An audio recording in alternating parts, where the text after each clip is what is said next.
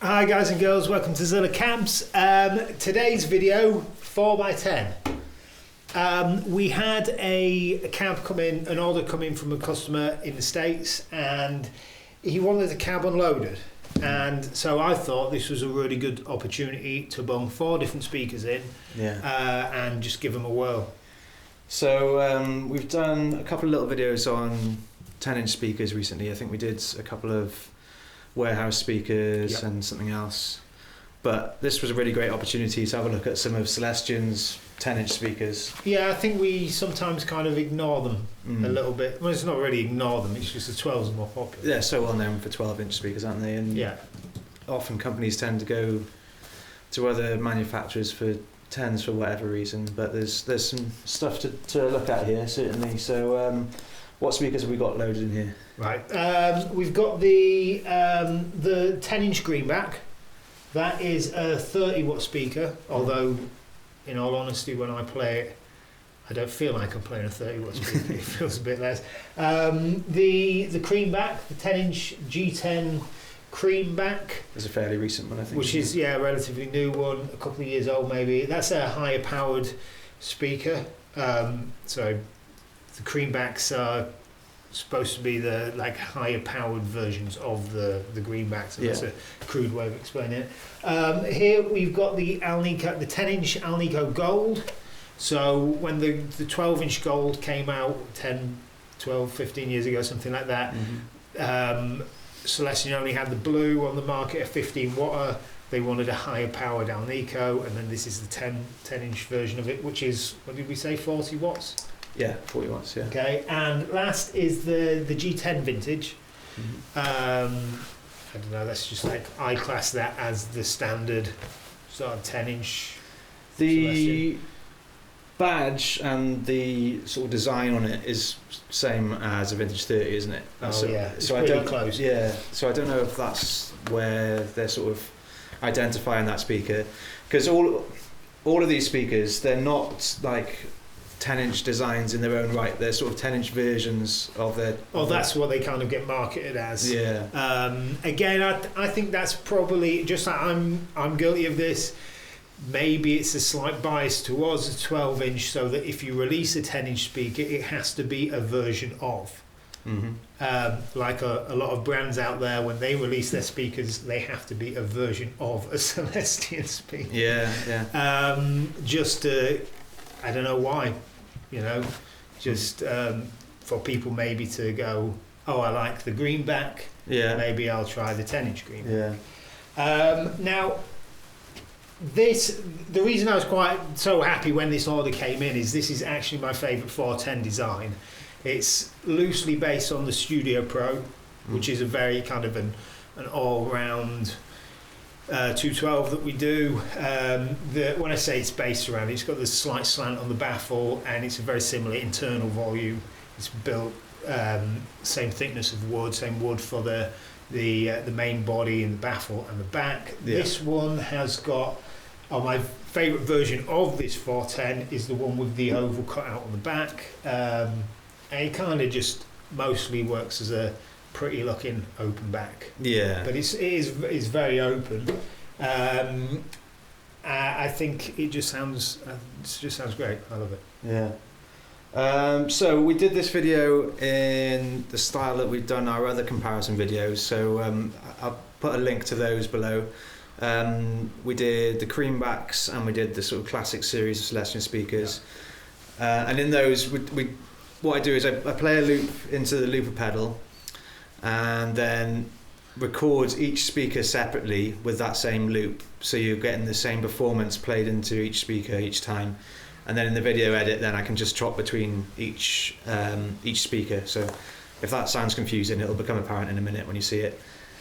And then after that, I just did a little bit of playing in a clean style with the Strat, and then with a bit more gain with the mirror.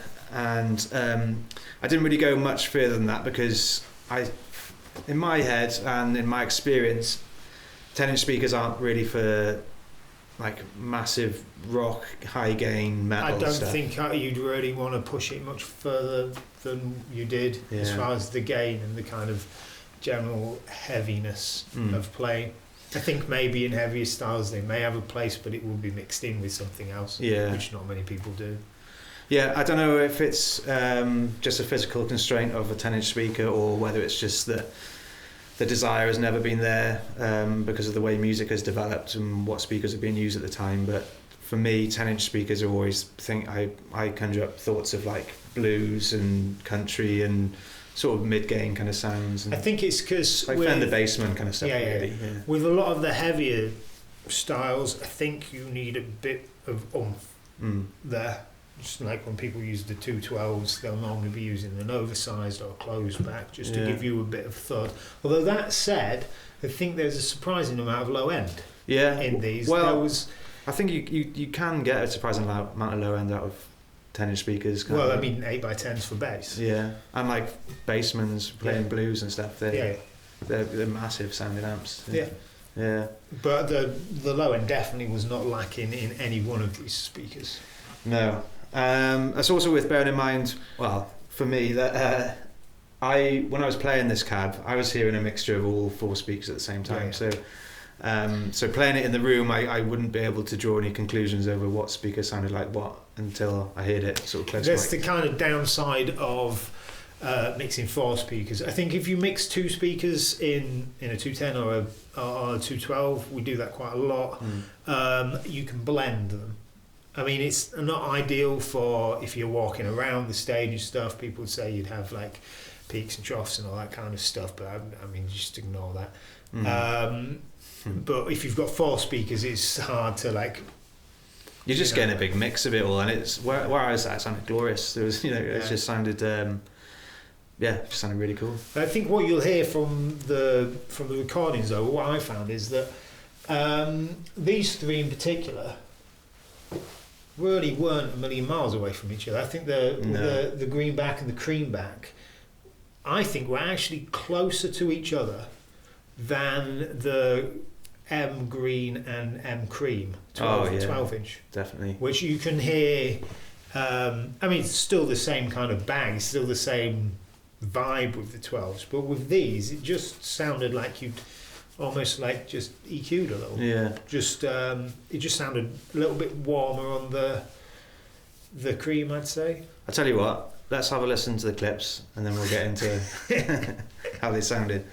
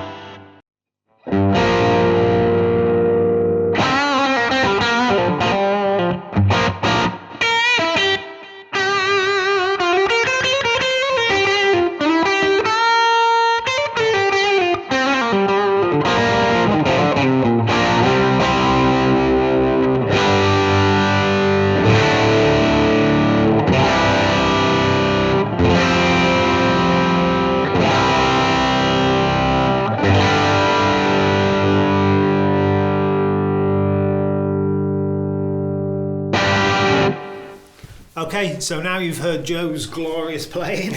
I think using the looper is really useful for this kind of stuff, because what we can do is just do quick changes with the same, so there's continuity of the playing, but you can hear what each speaker's doing. I don't actually think for someone who's playing gear that is as useful a tool for for playing.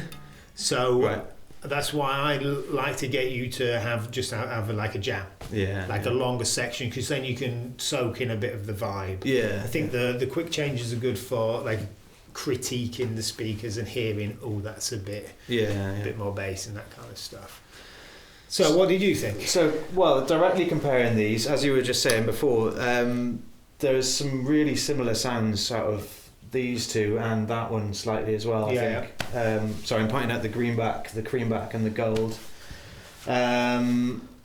The vintage was a lot warmer and sounded a bit more like a 12-inch to me.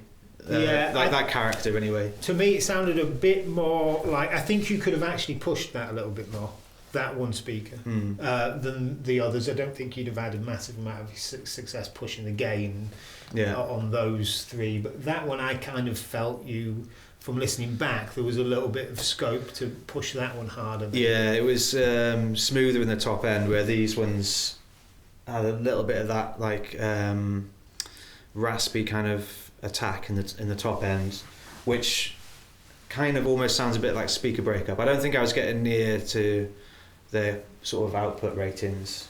It was loud enough, but it wasn't like full on 30 watts. I think there was, with those three, they definitely had a nice kind of what I call bite to like a bit of grit bite sort of, which is actually a criticism not a criticism as such, but what I would have on a 12-inch gold is that's an aspect of that speaker that I maybe don't like as much, or that's just for my personal play. But with the 10, I thought it was just the right amount. It was cutting through. It was like that bite there, but not harsh. I think what you just said there, these speakers are perfect for that, cutting through. Like if you played basically anything other than like a really heavy gig where you might want to use like a 412 or something, you're gonna sit really well with these kind of speakers in a mix. You are. You'll have your spot and it'll beam through really well, I think. There was a wording, I've said this, I keep going on about the low end, but the low end on this for me was almost just perfect, straight out of the can, sort of the right amount there. You felt it, you could, or at least on the recordings, you could hear it's there. It was enough to feel like you're playing, a big cab. There's some substance to your sound there, but it just wasn't gonna be bleeding through into bassist or anything like that. It would be gone before a bassist gets there. For this video, I dug out the Diesel Schmidt as well, which hasn't been having a lot of love recently, so it was nice to get that out. I'd been using the Stiletto a lot recently and the Laney, so I thought it was nice to change it up, and that amp does that sort of sound really well. Yeah. So all in all, if you had to go for 4 of these in one cab, what would it be? I'd have one of each. I don't know. That's really tricky. I think these three sound, for what I was doing there anyway, so similar. I'd probably go for the cream for the power rating and the vintage just to have a blend of those two. Yeah. I think that'd be cool. We'll have to try it. Yeah. I've got a feeling personally for me, even though one of the nicest sounds I've ever actually played was a 4 10-inch golds in a 4x12 size cab. That sounded glorious. But I would probably go for 4 of the creams, just for the bit more warmth than the green. But I loved all of them. I thought they all had their place. I do too. Yeah, I think also you should approach these without any prejudice of what they look like. I don't think they sound like a greenback and a creamback and a gold, No. like the 12 versions. No, They sound their own thing. They do, definitely. I think there's a little bit of it in there. Yeah. Just a bit, the twinkle. But yeah, I think it's rare that I will listen to 4 speakers that I know all together in one cab and actually think I could play any of those. Yeah. And be happy with the sound. Yeah. Maybe not the playing, but the sound. Yeah. So Cool. yeah, that's. More good stuff from Celestion. I think if we were to do this video again, and I think it's something we definitely should do because I really did love this sound. Maybe we will make a cab like this for the studio, and we will get one of those. What was it? Was it an ET10? The warehouse speaker from. Was it C10 CS or something like that? It's got some sort of name like that. There was a warehouse guitar speaker from a video from a few weeks ago. Yeah. That sounded great. We'll get one of them in there, and I've got a vintage Jensen that I want to put in a video, so we'll stick that in. Cool. Yeah, I've got it in my. I know I was banging about this amp, the Laney VC15. I think some of you guys have commented on it as well. It's a great amp for the money. Yeah, if you're not aware of them, check them out because they really are good. But they've got a Jensen. I think it's a C10 in that. C10R, is it? I want to say C10Q, but I don't know. Okay. Yeah, you're probably right. But yeah, that's a great speaker as well. So it'd be cool to look at some more Jensen 10s. Yeah, definitely. Okay. Well, we hope you enjoyed the video. But as always, if you did and you haven't already, make sure you subscribe. Hit the notification button. So you can hear when we release new videos. And send us a comment on any experience you've got with 10-inch speakers. Anything you want to see or hear in the videos, any criticisms of us and what we do, just point us in the right direction. If just you want. Within the video context, not within my whole house. And yeah, until next time, stay safe.